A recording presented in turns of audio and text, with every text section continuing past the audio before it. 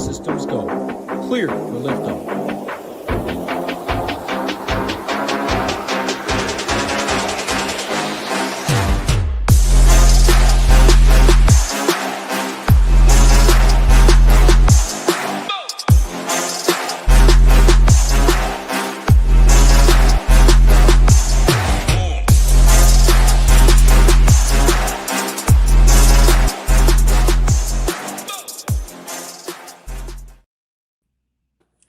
What is going on, everybody? We're back. Tuesday edition of the NBA show. Got a nice, pleasant surprise. My guy Matt back in the saddle with me today. Had a little change of scheduling, but got my guy back here for at least one more show. Matt, bring you in. How you doing today? I'm good, brother. Always love talking hoops with you, even though these slates are pretty gross, but it's what we're dealing with. It's still fun to talk out some hoops with you. We got the playoff coming out soon. How crazy was it? Memphis hit like almost 33s last night and still lost by double digits. Yeah, pretty wild stuff there. But yeah, this last couple weeks have been pretty wild. Seen some crazy stuff going on. I think last night's slate was actually pretty good in the sense that there was a couple games that were pretty close throughout. I guess you kind of got screwed if you played Wemby, but Wemby Castle killed was me. great. The rest of my lineups, which were pretty I played two lineups. All my guys were really good except for Wemby. I still snuck into the cash in both my lineups because he was 70% owned. But getting off of him, I mean, you were in a really good spot. I played Embiid with him. I wish I had just played Embiid. Yeah, I mean, I feel like the process there is so good. You can't really, injury like that. He could have probably finished. It sound like from everything Sure. I've been hearing, he's not injured, but it's just kind of meaningless game. Didn't really need him out there, so definitely hurt you if you played him. But say what's up to the few amount of people we have here in chat. If you guys are in here, drop a comment. We'll say what's up before we jump in. Should be a pretty quick show. A lot of shenanigans going on with these tanking teams, but we got our guy Ricky Rose in here, Parabay. Let's finish strong indeed. Michael W. Sure, some other people will trickle in, but just a quick slate overview before we jump in. We have, I believe, like 6 of the bottom tanking teams in the league on this slate. You got Utah, New Orleans. New Orleans not really tanking, but they're not really actively trying to win. We have a tank off between Milwaukee and Brooklyn, and then Chicago and Washington, and then Indy is also on the slate. So this brings a really weird and interesting dynamic to the slate in the sense that we are probably going to see a lot of weird shenanigans and weird rotations going on that kind of make it so you can get off chalk a little bit more so than other spots. I guess we'll try to pinpoint those spots as we get to it. But a couple of games that are pretty big for the Eastern Conference standings. We have Miami at Toronto. The implications there are if Miami loses one game, they will be locked into a play-in spot. So they should be playing this game really straightforward. I expect like a 7-man rotation tonight, honestly. So I think that's a pretty interesting talking point. And then Charlotte at Boston. This game is big for both teams and in different ways. Charlotte is in that big grouping of like 5 to 10 in the East where they could move up or down in these last few games. And then Boston trying to lock in a number 2 seed. And I think that a win here against Charlotte would help them a ton because they'd probably want to avoid them in the first round because Charlotte is probably the most dangerous of that like 6 to 10 seeding in the East. But if you want to give your quick slate overview as a guy that's going to be playing less lineups than most, then jump right in. Yeah, it's a tough slate because of everything you talked about. Just a lot of muddy waters in a lot of different spots. I think like you said, you can definitely get away from some of the chalk. For me, the theme of the slate is just the injuries, guys being out, so much value, and not even that we have elite spend up options. So I think breaking it down is going to be fun, if nothing else. Yep. Before we do that, so it's up to a few more people that trickled in here. Got our guy NY Stiegel, Deacon is here, Fadeaway, Jose, Douglas, Nate D always in here, Michael W, and Clinton Wood 83. All right, first game on the slate, we have Chicago at Washington. Chicago favored by 6 here on the road. Injuries to note, we have Nick Richards, Anthony Simons, Josh Giddey, Montas Buzelis out tonight. I would probably expect them to be done for the year. Definitely Josh Giddey. It sounds like we probably won't see him again. Maybe Montas suits up one more time, but I guess the bigger news is what they signed. They fired their GM and their president. Is that what it was? I know they made a pretty big shakeup in their organization at the top, which is probably something a lot of Bulls fans have been asking for a while. And it sounded like Billy Donovan's probably done after this year as well, but doesn't really matter for tonight. On the Wizards side, Alex Sarr is still out. AD's probably not going to play for them this year, and then Tristan Vukcevic is out tonight.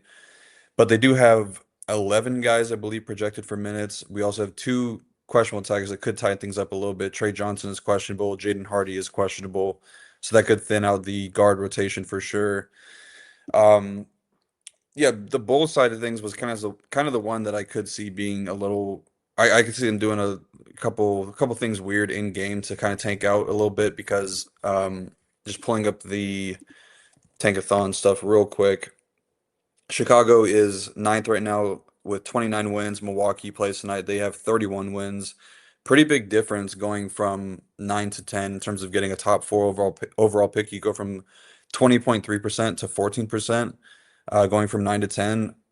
And Chicago is favored here, but I mean this they could definitely throw out some of these really bad guys that they have, like Yuki Kawamura, Mac McClung, Olbrick, like Rob Dillingham. They have enough bad guys that they could really tank it up here, and they also have enough good guys that they could probably win this game handily. So I would say, what do you plan to do with those guys? Because they are one of the top chalk spots on the slate, and it's obviously a really good spot against Washington.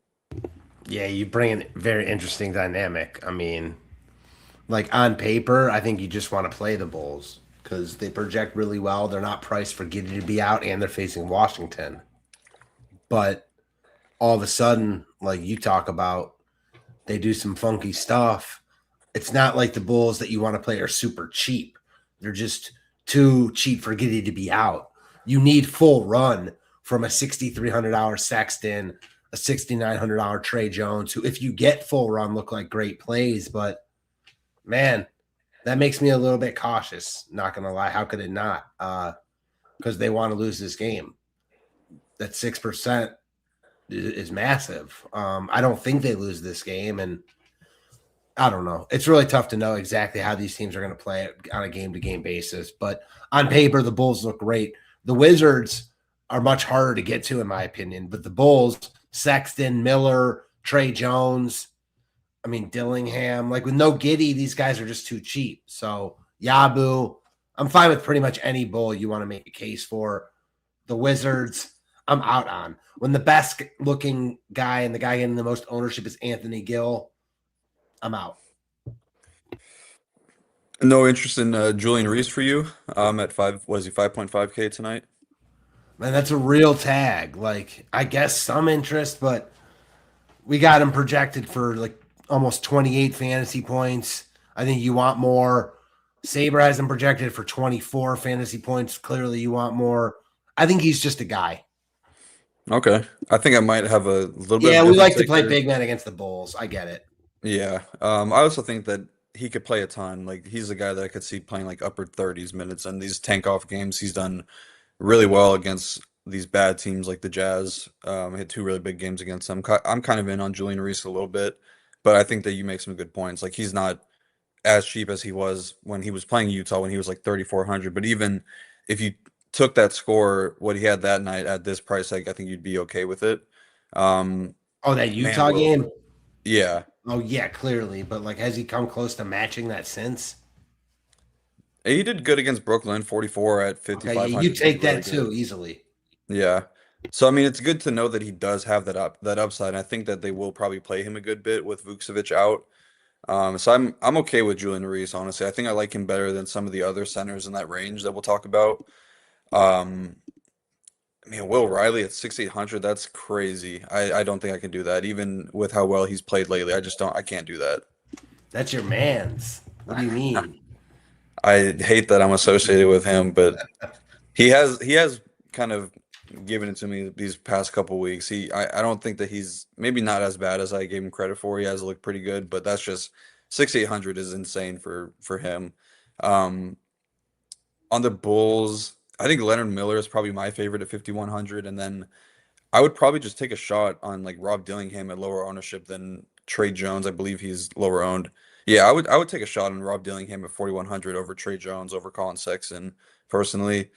Okay. Probably wouldn't. I don't think I would want to get there on like McClung or Yuki, but I think Dillingham's going to have a real role in the offense. And 6,900 for Trey Jones, big tag for him to pay off. 6,300 for Sexton is a pretty big tag for him to pay off. I don't even think like a good game from Sexton might not be enough. Like 40 on the slate might not be enough because there are a couple spots I think that guy's going to put up a ton of points. So I'm probably lower on the guys that are getting ownership on the Bulls minus Leonard Miller. Do like Dillingham. I would set some rules for sure for this situation. I would be max two of Trey Jones, Rob Dillingham, Yuki Kawamura, and Mac McClung. And then I would be a max two of Leonard Miller, Yabu, Patrick Williams, and Ulbrich. You can honestly just be max one of Ulbrich and Yabu and max one of Miller and Patrick Williams, and that would probably be enough to get you a little bit different there. I think Sexton's kind of fine in any grouping, but I'm not as high on him as the field is. Yeah, I like the Dillingham call because like you get the ownership discount, you also get the price tag discount. So like you're getting a completely different build. You're getting the same exposure to the spot that people are getting to with the expensive, more expensive guys. So I definitely think Dillingham makes a ton of sense in almost any aspect because I think he gets good run in any type of game script. But to the points that you mentioned, he's kind of that like perfect fit there because he's good enough to be productive from a DFS perspective, but bad enough where like you can still easily tank with him. You know what I mean? Like he's not Yeah. an NBA player, but he's can be productive from a DFS perspective. Yep, definitely. All right, we'll jump into the next game here. Minnesota at Indiana Pacers. Injury stuff in this one. Ant and Jaden McDaniels are out for Minnesota, and that's pretty much it. And then for the Pacers, Siakam, Neesmith, TJ McConnell, Andrew Nemhart are all out, as well as the guys that have been missing all season. And then we have questionable tags on Jarris Walker and Ben Shepherd. Interested to see what the starting lineup looks for Indy here, but I think this is definitely a spot where we can get to. I would definitely expect. I'm expecting Quentin Jackson, Kobe Brown, and Jay Huff for sure. Three of the starters, and then if Walker is healthy enough to play, he'll probably start. And then that fifth starter it could be like Jalen Slauson, it could be Ethan Thompson. I feel like those are two guys that make the most sense, but maybe Ben Shepherd if he's healthy. But yeah, really good spot for the Minnesota offense here, going against a really shorthanded team that's been giving up a ton of points as of late. So I think that you got to have interest in these Minnesota guys with a pretty solid team total. But I'll let you touch on them. What are you seeing in this Minnesota Wolves side of things? Yeah, I think it's basically all Minnesota for me. I mean, they're in the great spot. No Ant, Julius Randle, 8,600. Just productive. I'm a Randle guy at heart. So yeah, I think like again, he looks good, especially if you're not playing like the $6,900 Trey Jones and the $6,300 Sexton. You have a little more money to spend. He looks good. Desunmu, I think, looks like a real interesting pivot off of Trey Jones. The same price tag. You can obviously play them both together. Nas Reed, he's going to have a nice role. I mean, Gobert should smash when he's on the court. I don't see much from Indy that I like, but I think, again, anything from Minnesota looks good. Their main pieces. I think at their tags, Desunmu is my favorite, then Randall, then probably Reed. But I think Bones at 5,300. DiVincenzo is now really cheap. Gotta like Minnesota here. Yep, I agree with you. I think I have it ranked the same. I do like Io the best here. We've seen just some really, really good ceiling from him. Shooting guard small forward eligible is definitely good on this type of slate, so I like that call there. And I'm with you on Randall. He should definitely have success. I just wonder if it's going to be enough to be viable because like a good game is probably mid to upper 40s from him. I don't know if they're going to need him to go for like 60 here in a game that they should win pretty handedly. I do think Bones is an interesting pivot off some of the other chalky guards that we'll be talking about in a little bit, and some of the guards in the last game. He's played really well. A lot of positive coach speak from Finch about him, so he's definitely in a good spot. Nas is tough, man, because he's clearly dealing with the shoulder injury. It's really impacted his shooting. Just not shooting the ball well right now. Usage has been good, playing good minutes, but just shooting the ball really, really poorly right now. Um, Pacers side of things, I think you got to just wait and see who the starting lineup is. This is kind of one I would probably side with projections. I think Quentin Jackson, seeing him get up to 29 minutes last game was very encouraging, so I'm in on him. I think Kobe Brown is kind of safe in any sort of game script. He could do a little bit of ball handling. He could, play just a wing spot. He's going to be out there for a ton of minutes. I like him. I think Micah Potter is for sure in play at 4.1K with the power forward eligibility. Obi Toppin, same thing. Um, and then I would definitely keep an eye on Jalen Slauson if he's starting. I think that he could play a good bit, and he's a guy that can kind of fill up the stat sheet. I liked his game. I definitely have watched him pretty closely the last few weeks. He looks like a pretty solid player. So definitely waiting to see what Indy looks like in the starting lineup and then kind of go from there. Yeah, I guess my biggest problem with Indy is like I just like other guys more. New Orleans guys we'll get to. Talked about like Dillingham. The Bulls look good. Minnesota. I just think I have the Pacers lower down, but they are cheap and they're shorthanded enough, and I could see a couple of those guys getting there, no doubt. Yeah, I think that they're probably in the second worst spot of, or maybe like the third worst spot of these teams that'll be thin. I'd probably put Milwaukee and Brooklyn a little bit behind them. But like that Utah New Orleans game is really appealing. The Washington Chicago game is very appealing. Then I would probably say Indy is right there. Um, all right, we can jump into this next one here. The game with probably the most implications, and I could see really, really tight rotations on both sides. You're for sure on the Miami side of things, but these teams will be playing each other twice this week. Could definitely shake up the landscape of the East. Raptors are 2 games ahead of the Heat right now, and I think the Heat cannot afford to lose one game the rest of the way. They do have a pretty soft schedule outside of the Raptors. I think they'll be playing these games pretty straight up, but they've got Washington on Friday and then Atlanta on Sunday. So not, I mean, it's okay, not great. We'll see if Atlanta is playing for anything on Monday, but um, yeah, this is definitely a spot where I'm pretty in on the Miami guys just because I think they're going to be playing so many minutes. The Raptors will have questionable tags on Emmanuel Quickly, Colin Murray Boyles. He can't seem to stay healthy, and then Sandro is also questionable. So they could be a little bit thinner, but still have enough depth where they could run out a good, probably like 8 to 10 guys tonight. Miami's really not been playing great defense as of late. Toronto's been pretty good, but I think that they've had a much weaker schedule than Miami has. Toronto is 2-0 in the head-to-head matchups against Miami. Talk about it all the time with them. I'm just not really a believer in them. I think Miami could definitely pull away with this one. I just respect them a little bit more. I like their coach better. I like their overall talent a little bit better. But Bam, I think that he's one of my favorite spend ups tonight. I wish that he still had the power forward eligibility. But I really do think that he's going to be playing like 40 regulation minutes tonight. It's just a matter of whether or not he's getting there. I think the matchup is fine if it is him against Pirtle. If not, it'll probably be Barnes, which is a tougher spot for him. But I think that he's just going to play so many minutes that he has to be a really strong play. And I think you could say the same for Tyler Hero. Depends if Scotty Barnes is on Bam, then that would probably leave Hero with a softer matchup. But he's also going to play a ton, even with Norman Powell back. I think that he'll probably be playing close to 40 here.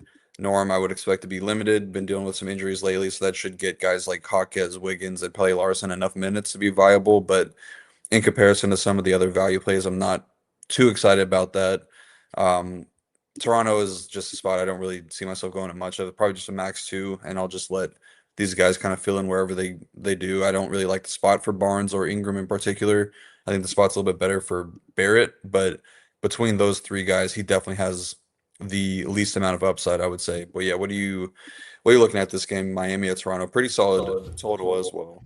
Solid total, solid game because you're going to get tight rotations, but still like tough to prioritize a ton from it because of the price tags. Like all the guys you want are expensive. So the 2 guys that stand out are the Miami guys, Bam and Hero. I guess Barnes also, but man, when he gets over 9K like this with some ownership, I'm never excited to play Barnes. Bam is the guy. I'm with you. I wish he had power forward, I wish he had power forward eligibility, but he's going to play so many minutes here. And even if the spot isn't amazing on paper, if Barnes, is on him, like he should just still get there from volume. So he's shown upside too. He looks like the best piece of this game. And then Hero, you mentioned it. Powell being limited helps him. It helps everyone, but it helps him. So I'm in on the 2 Heat guys, the spend up options. The other guys are all in play as just fringe multi-entry type guys. And then the Raptors, Kind of have to wait to see how the dust settles with their questionable guys. But as of now, there isn't like one guy I'd probably be prioritizing. I think Barnes looks the best, but he's the most expensive. So I don't think you have to roster anyone from Toronto. I think I'd agree with you there. I think the quickly Q tag is pretty big for Scotty Barnes too, because we've seen his potential assists just kind of been going crazy the last few weeks, and I think that he'll definitely pick up a lot more ball handling if Quickly is out. So that's kind of one I'd be going back to Barnes if Quickly does miss. If he's in, a little bit less excited about Toronto as a whole. It's a good call. All right, the next game, fun one to talk through. Milwaukee at Brooklyn does not have nearly as good of a team or a game total as these other teams that we'll be talking about or games we have already talked about, but 220 over under. Milwaukee's favored by 2.5 here. Looking at the tanking standings, like I said, Milwaukee is a 10th seed. Brooklyn is third right now. Um, Kind of looking to hold off Utah and Sacramento right now because they're 2 games ahead. Um, yeah, Brooklyn's a mess, but yeah, these teams are got to be in play because they're pretty thin. I think the Bucks side is probably a little bit better than the Nets side of things, but out tags on Bobby Portis, Gary Trent, Ryan Rollins, Kyle Kuzma, Kevin Porter Jr., Miles Turner, and Giannis. A lot of inner turmoil going on in Milwaukee right now. I just saw a report about Doc Rivers kind of calling out Kevin Porter Jr. and Ryan Rollins, and then Kyle Kuzma stood up for them, and then he got DNP'd the very next game. There's all the weird stuff going on with Giannis as well, so it's just bad time to be a Bucks fan right now. But the Bucks do have 10 guys projected to get minutes here, with just a handful of those going to the Antetokounmpo brothers. We have Thanasis and Alex getting like 5 to 7 each. The Nets have ruled out Zaire Williams, Noah Clowney, Nick Claxton, and Terrence Mann, but they have 11 guys projected for minutes. I'll pass this one over to you and just kind of get your thoughts. But yeah, good luck talking through this one. Milwaukee at Brooklyn. Yeah, it's almost like the shrug emoji. Like, I don't exactly know where to go, but there obviously are guys that are going to look good in the spot just because both teams stink. So, no good defenses. You got a lot of turnovers likely here. Usman Dang looks like the best play on the slate from this game. Pricey at 7,200, but he's been good. Projects really well. I'm in on Dieng here. His slate does seem like more of a mid-tier type of slate. He fits that build, so I'm in there. Andre Jackson, AJ Green, the Cormac Ryan, they're all in play. Pete Nance, all in play. Sims. They got enough guys where, like, I think for me, Dieng is the only like priority play as of right now, but I got no issues with any of those other guys. From the Brooklyn side, Ohio State legend AJ Liddell. I always had high hopes for him in the NBA. He tore his ACL like in training camp of his rookie year, and I think that really delayed and messed up his career. But he's talented offensively. He projects well at 3,500. He's another value piece. I don't know if he gets the ownership that we're projecting right now, but I think he's definitely in play. Chaney Johnson, Trey Orr, Jalen Wilson, like these guys look like fine filler plays. I'm not excited about any of them, but unfortunately, I think we're gonna want and need exposure to this game. How do you see it breaking down? Definitely think Dieng is the best option on the Buck side of things. Really strong role from him. He was kind of closing in on triple double. Was it 2 games ago, I believe? Or was that no? That was against Houston. Played 45 minutes in that game. Yeah.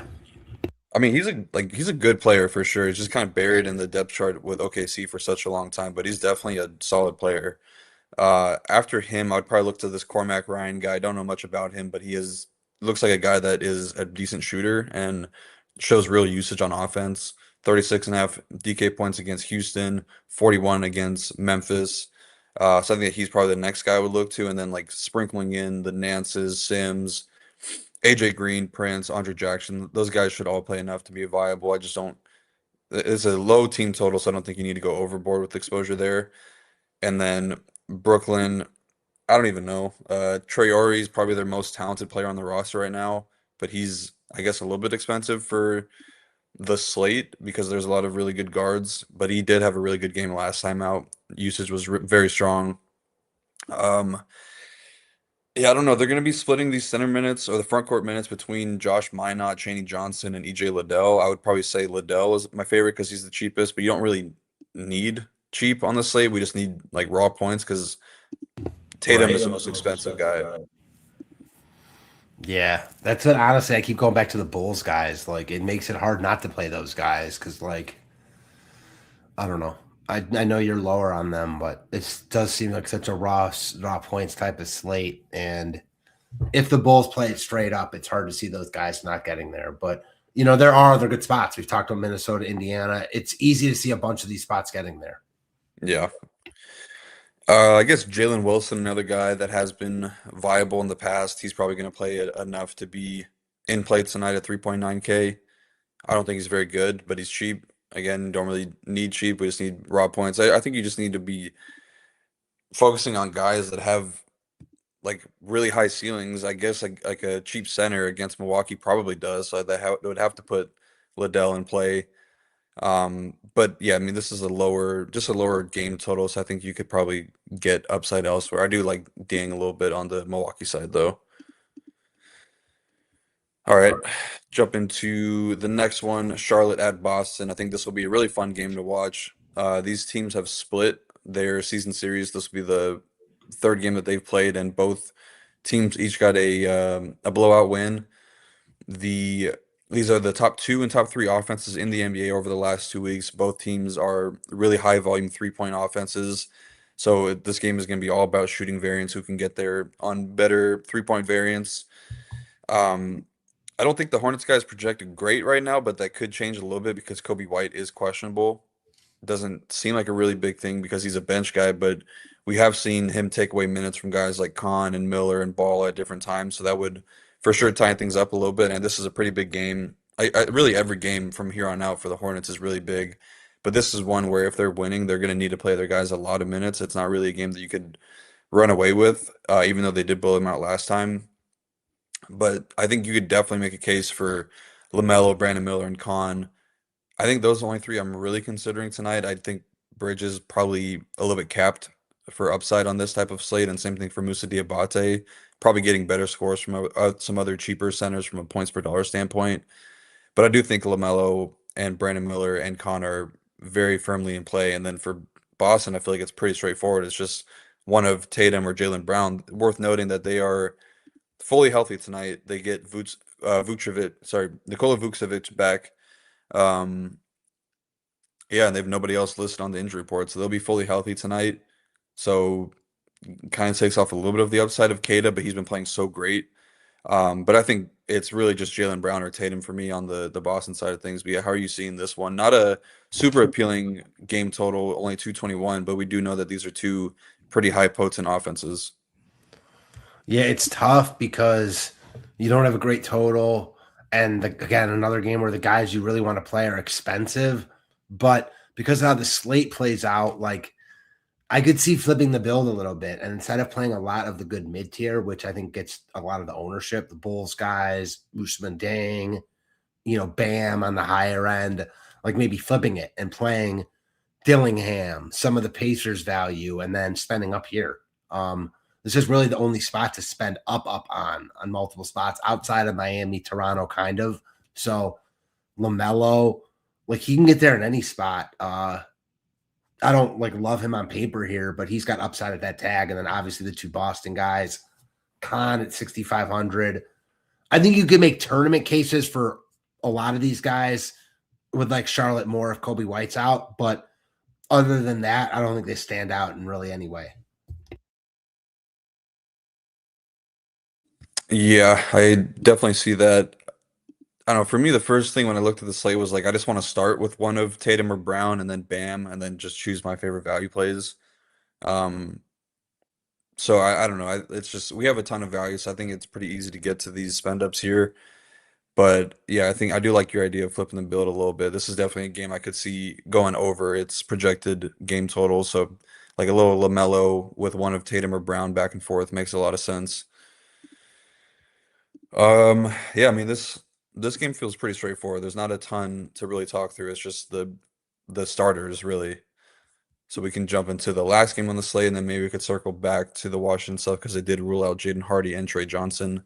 But we have the Utah Jazz taking on the New Orleans Pelicans as, was it 12.5 point road dogs? Sorry, down to 10.5 now. 243.5 over under in this game. The Jazz will be without EJ Harkless, Keontae George, Isaiah Collier, and then Ace Bailey was downgraded to doubtful. Kyle Filipowski was upgraded to probable on the Pelican side of things. No Trey Murphy, no DeJounte Murray, no Carlo Mitkovic, and then Yves Missy and Jordan Hawkins are both questionable. One with an illness, another one with a right hand sprain. These Pelicans got priced up a ton. Really, the cheaper guys that we were playing, like Fears and Missy, but Zion's still cheap. Bay's got a little bit of a price increase, but I mean, this is a really, really good spot for them. They're not really playing for much, but they also, it doesn't really matter whether or not they win or lose because they don't own their picks. I think that they could just play their guys straight up here and probably come away with a pretty easy win. But definitely a lot to talk through on the Jazz side of things. I could touch on them real quick and then I'll kick it over to you for the Pelicans. But I'm expecting a 9 to 8 man rotation tonight on the Jazz. We saw Svi get back into the rotation, but they have Blake Hinson called up from the G League, so I would not be surprised if Svi is back out and they just run another 8 man rotation. As far as who starts, we know that it'll be at least these three guys: Cody Williams, Sensabaugh, and Filipowski. Then it's kind of a question mark of who it's going to be between. They need a point guard, so it'll probably be one of Chandler or Bez Bang, who they just signed to a 2 year deal. And then it'll be between Oscar Shibwe and John Conchar, I believe, for that last spot. Um, I mean, we're gonna have really, really big roles coming from Filipowski and Bryce Sensabaugh. So they're two of my favorite mid-tier options on the slate 'cause it's a good matchup. But the downside for both of them is that could see minutes getting cut here a little bit. We've seen Flip, like even games he's doing really well in, his minutes are not that secure because he could just be doing a little bit too well where the game is close. Like we saw him against, what was the game? I think it was the Cleveland game. He had like 50 DK points in 24 minutes and didn't play like the last 14 minutes of the game. So things like that can definitely happen here. A little bit tougher with how thin they are. But Sensabaugh, he's going to be just crazy usage in the first unit. He'll be shooting the ball a ton. I think it's a great matchup for him. I like Conchar a bit here at 4.8K, showing that he can fill up the stat sheet. I think Cody Williams is kind of sneaky at 5.8K because he's kind of like insulated regardless of game flow. I think he'll be in there in a blowout. He'll be in there in a close game. And then Blake Hinson, I think, is pretty strong at 3K. He's shown to be a really good shooter and probably going to be getting some small ball center minutes as well. So those are the guys that I'm looking to. But I think that you could definitely make a case to be a little bit underweight on one of Filipowski or Sensabaugh because they'll be getting a ton of ownership in single entry for good reason. But the minutes are not as secure as we may think. But yeah, if you want to touch on the Pelicans side here, they look really good. Obviously, great matchup. But yeah, what are you seeing on the Pels? First off, who do you like more? Like, I guess different price points. I was going to say Dillingham or Hinson, but completely different price points and positions. But do you have a take there? I like Hinson. Yeah, I think that he's like just an overall better per minute guy. And Dillingham is like potentially one of the worst players in the NBA. Yeah, that's fair. I do think that, like, do you think playing Sensabaugh and Filipowski together makes sense? Like, or not playing either of them? Like, or do you think one of them could get cut back and the other one not? Like, would you be more apt to play one of them and not the other? Like, how do you view that situation? I was trying to think through that as I was talking, and I don't really know if I have a clear answer. I feel like if you are gonna fade one, it would probably be Filipowski because his minutes are all over the place, and Will Hardy is really tough on him when he's not playing defense, which is a majority of the time. So yeah, I would probably be a little bit lower on Filipowski than projected ownership is showing. I think Sensabaugh is fine regardless because they need somebody to score the ball, and he's the number one option now that Ace is out. Cool. That's kind of how I see it. Yeah, I like this game a ton. The New Orleans guys have been priced up, so they're no longer must plays. Man, Zion, that 40-point projection is pretty hefty for how he's played. Not gonna lie. Like, I mean, when's the last time he hit 40? I'm gonna look right now. It's been a minute. Been a minute, yeah. A minute, and that's 40. Like, his price tag is now risen a little bit. For what reason? Like, he's, I mean, I don't know.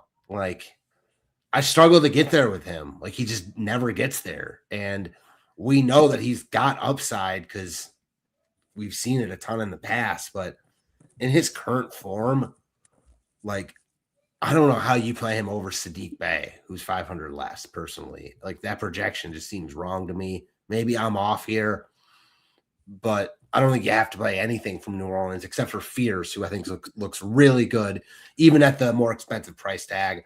Him, Sensabaugh, Filipowski, I like a ton in this spot. This game should be, really, really appealing and has a ton of upside from a DFS perspective. So I like all those guys. I think you can go to a bunch of the other pieces in this game. I'm seeing Micah Peavy at 3,500 project well some places. So, like, yeah, I think a bunch of this game is going to get exposure and should. So I like it a lot. I think you broke down Utah really well. I don't have any different takes there. So ultimately, this looks like probably the most appealing game on the slate, even with a bunch of other games that are also appealing. New Orleans, less so because of their price tags, but Utah looks really, really good.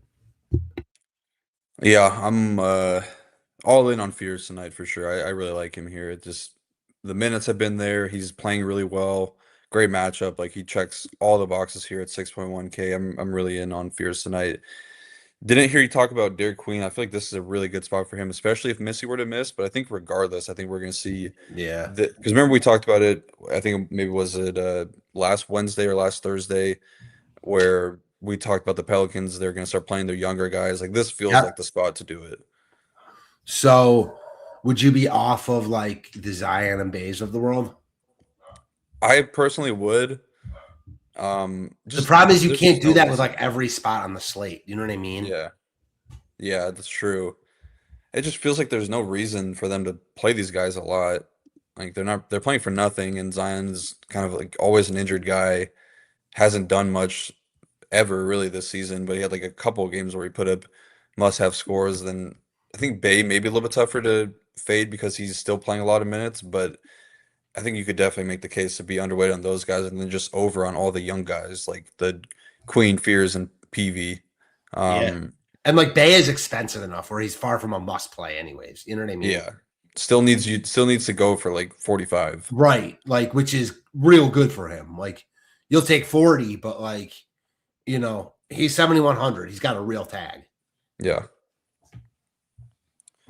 Yeah, but all in all, I think it's a tough game to avoid. I guess we can just circle back quickly because we got through the slate pretty fast. But this Washington side, they now have 9 guys, I believe, projected for minutes when you take out Jaden Hardy and Trey Johnson.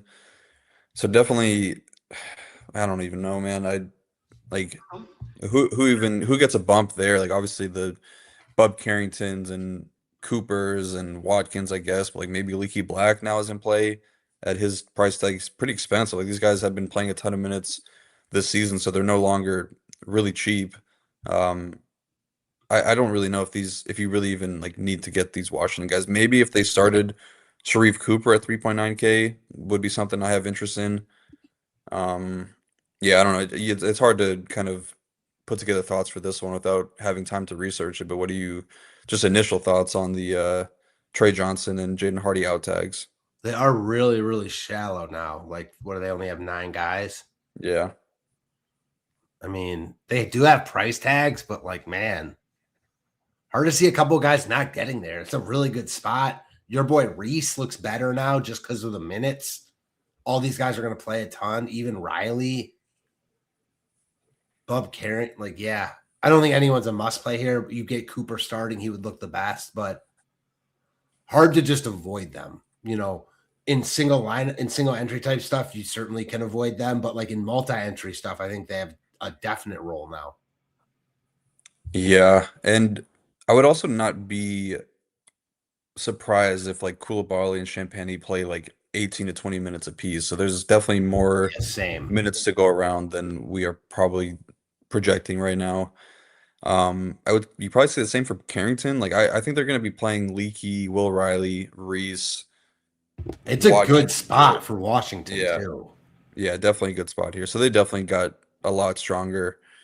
I I don't know if you I don't think you need Leaky Black at 5.7K, but Will Riley a little bit more enticing now at 6.8K. I just even at the price tag, you kind of just have to like overlook it just because it's a different time of year, but he's gonna play a lot.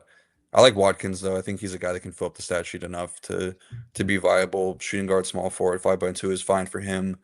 And then Cooper, I would definitely keep an eye on there. But Julian Reese still my favorite option on Washington. Yeah, I get it. I think they're all in play now, though, for sure. Yep. All right, well, that is gonna do it. The DraftKings only gave us these 6 games, thankfully, but the other ones will have projections and stuff up for showdown stuff as always for that last game of the slate, which should be a fun one. Houston at Phoenix. That game does have a good amount of implications as well, if I'm not mistaken. Just want to pull up the standings one more time. I think those teams. What do we got here?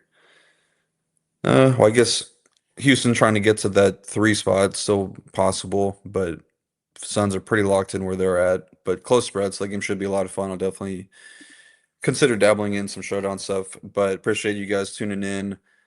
Be back tomorrow with Titletown for Wednesday and Thursday, and then Matt will be back on Friday. Yeah, good luck tonight, everybody. See you later.